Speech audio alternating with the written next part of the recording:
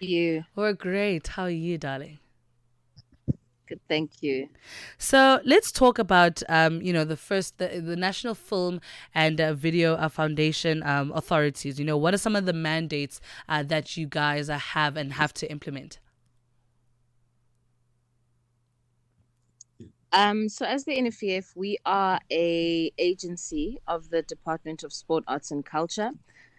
So we are one of their many entities, but our focus is the film and audiovisual industry.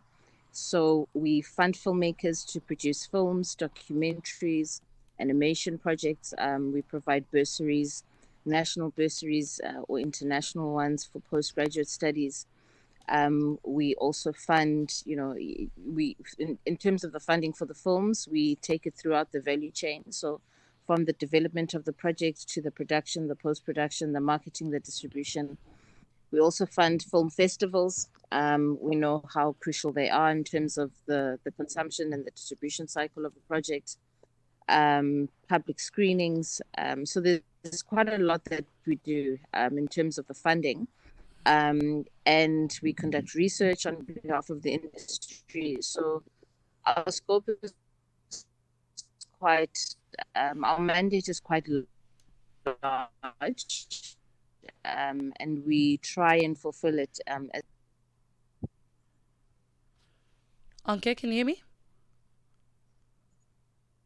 I can hear you. Can you hear me? Yes, we just missed the last part there, but I think we got the gist of the fact that you guys play a very big role in the investment and putting the money behind a lot of the projects that happen, right?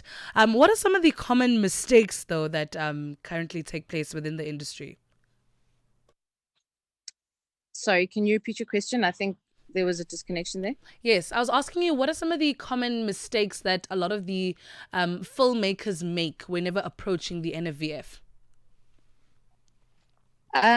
Yeah, that's an interesting question. I think funding it's quite a laborious process because, we are issuing out taxpayers' money. So we have to make sure that all our checks and balances are adhered to. And I think some of the mistakes that a filmmaker can make, I wouldn't really call it a mistake. I would perhaps call it some of the frustrations is when they, apply many times and they don't get funded. And oftentimes it's usually due to compliance. So you can have an absolutely amazing application.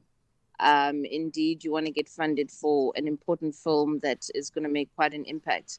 But at the very basis, your compliance documents are not up to par. And it's simple things like, if we ask for an ID document that's certified within 6 months, someone just gives you an ID document copy that isn't certified.